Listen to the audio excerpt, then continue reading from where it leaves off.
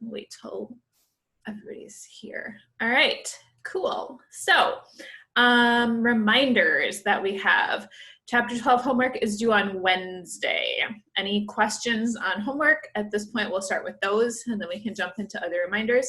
Anything for questions on Chapter 12 homework? Remember, we are skipping 12.4, I think, and 12.6 for sure. So we're not doing 12.6. We're going to move into Chapter 13 today. Anything for homework questions? Lauren, yeah. Could we maybe do an example of like either number hold on here, it's one of them, like with two inputs, like with like the coordinate. Do any of those examples? And there's a couple on the homework and I wasn't really sure like what the procedure was. Yeah. Maybe make it quite nice, but do you have like page 210? Are you looking at page 210? 204. 204. 7. Oh, okay. Verify injective and surjective. Sure. We can look at, did I assign 8? I think I did not assign 8, correct? I did not assign number 8. Okay, let's look at 8 then. All right, so let's get my screen shared with the whiteboard here. So again, page 204, we'll look at number 8. So F goes from the integers cross the integers to the integers cross the integers. Takes as input m comma n, and it sends that to, let's make sure I'm doing 8, m plus n comma 2m plus n. Okay, so the question is whether this is injective and whether it's surjective. All right, actually, this is easier than you think it is, I promise.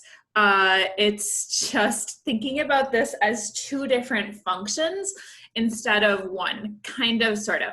So think about what's happening here. M plus n is basically a line, right? That's going to be a linear function in essence, right? And 2m plus 2n is basically a line as well. So therefore, what's your guess for injective? What do we think? Yes or no? Probably, probably not. Lauren, this is your homework question, so you get to answer this one. No pressure. But if we're dealing with 2 lines, do we think that that's injective? Do we think that it passes the horizontal line test? I would say so, yeah. Okay, so let's go with a yes with a question mark for injective. All right, so then we will let f of x equal f of y, and I need to show that x equals y. That doesn't make sense at this point in time because I've got ordered pairs, but that's my basic definition for injective, right?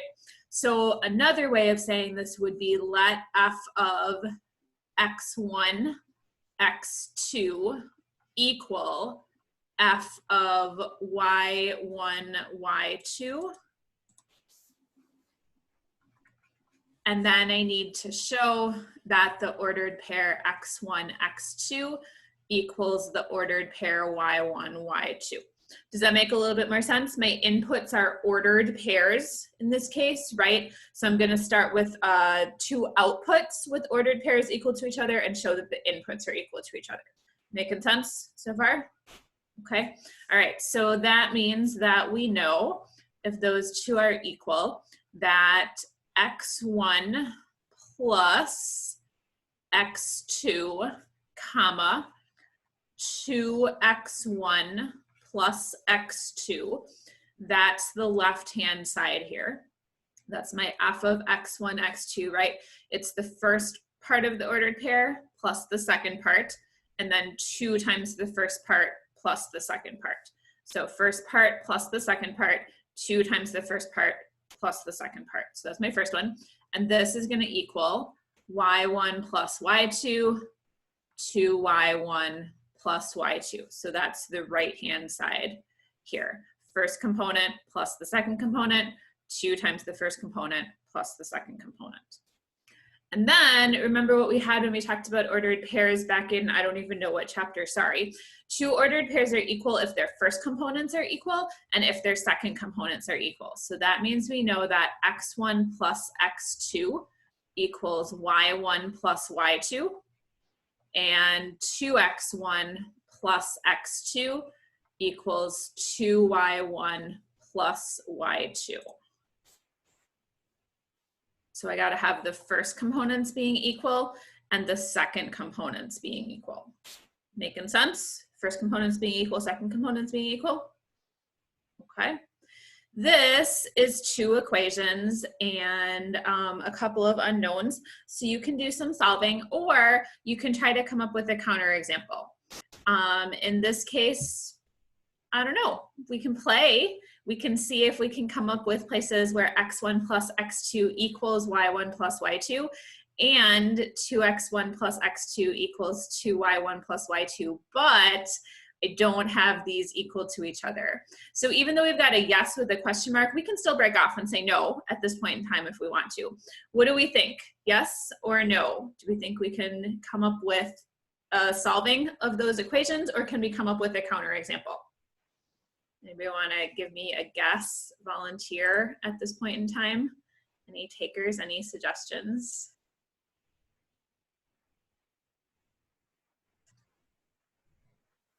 Okay, so let's try. If we were in class, I would press you harder, but that's okay. Let's actually try for a counterexample in this case.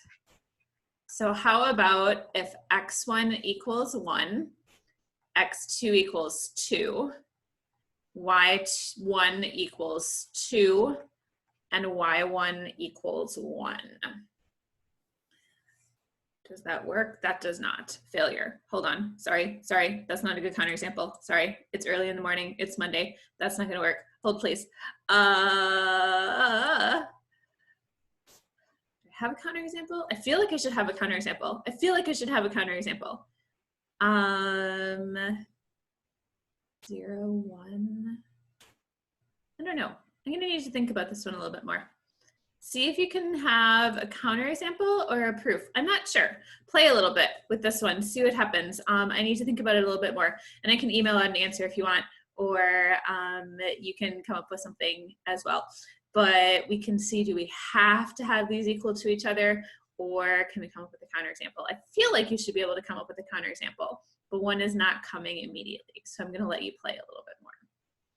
All right. So that's inductive. We can look at surjective also. So if we look at surjective, we can do our scratch work here. So let's say again, f of a1, a2 is going to need to equal b1, b2, right? We've got ordered pairs in this case instead of regular numbers. So here's my scratch work. That means that a1 plus a2 is going to have to equal b1, right? That's my first part of the function. And 2a1 plus a2 is going to have to equal b2. That's my second part of the function. Seeing where both of those are coming from, a1 plus a2 equals b1, and then 2a1 plus a2 equals b2. Do we see those? Do we see where those are coming from? I can't tell. Give me a thumbs up. Yes, maybe, yes. Okay, good.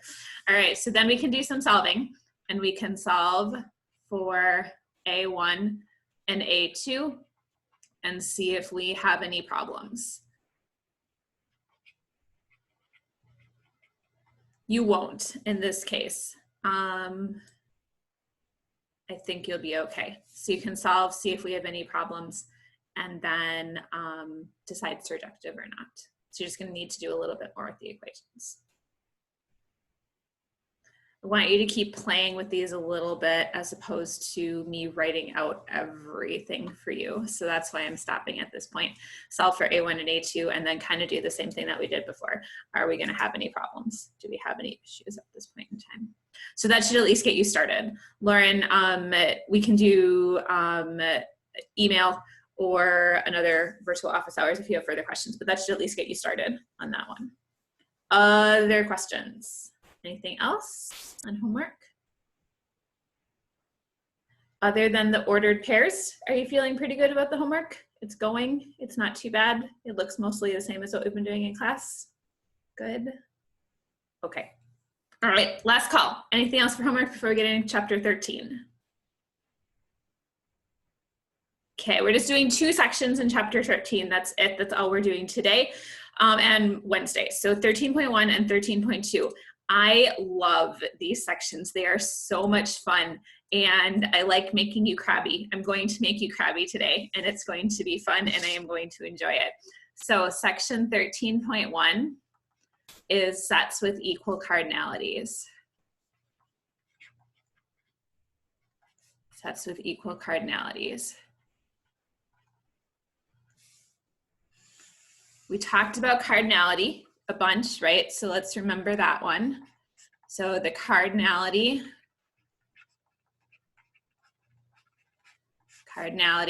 of a set X is notation is the vertical bars around X, right? And this is the number of elements in X.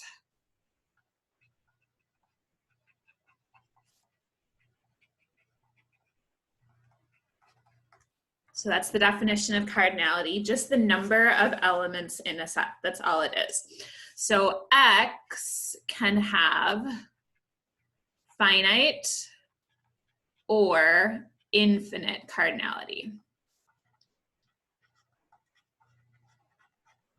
You can have finite cardinality or you can have infinite cardinality. And we're going to break down infinite cardinality a little bit more on Wednesday. That's where we're going to get a little bit deeper into infinite cardinality. But today, we're going to talk just broadly about these two, finite or infinite cardinality. So an example of finite cardinality would be X equals the set 1, 2, 3, 4. That's an easy example, right? Obviously, the cardinality of that set is equal to 4. No big deal, all good there. Infinite cardinality, there's a bunch of sets that we've had for examples. So you could have the integers, you could have the even integers, you could have the real numbers, etc. There's a whole bunch of choices for infinite cardinality as well. Okay, basic idea, cardinality, we've talked about this before. All good? Everybody good? For 2 sets to have the same cardinality, and this is why we're talking about this after chapter 12. So here's my definition. 2 sets X and Y, and you told me this in the reading assignment, I just want to make sure it's in your notes. 2 sets X and Y have the same cardinality.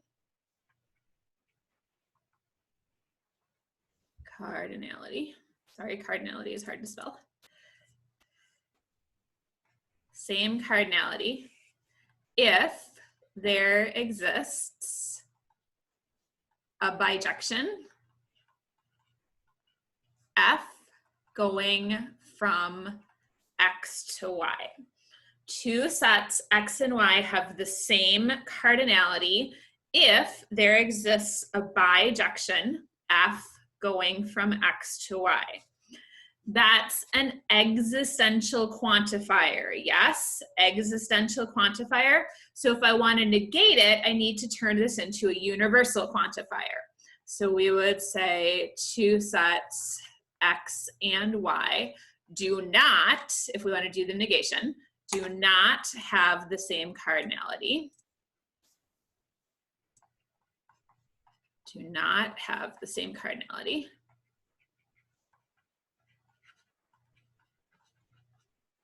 If, so here's where I got to turn it into a universal quantifier. That goes into for all. For all functions F going from X to Y, F is not a bijection. So 2 functions X, or 2 sets X and Y do not have the same cardinality if for all functions going from X to Y, F is not a bijection. Fingers, let's do fingers. Which is going to be easier to prove? Which one is going to be easier to prove in this case? 1, that X and Y have the same cardinality, or 2, that they do not? 1 or 2, what do we have for fingers? People are holding up 1 for me. Yes, the first one is most definitely easier to prove. because there exists a bijection. Much easier to prove. The second one is usually going to be done with a proof by contradiction. And we are going to do one of those today, assuming that I have time at the end of class. So usually the second one is a proof by contradiction, your very favorite proof technique. Okay, anything, we'll get to the screen in just a second. Anything for questions on this before we get into examples? Anything?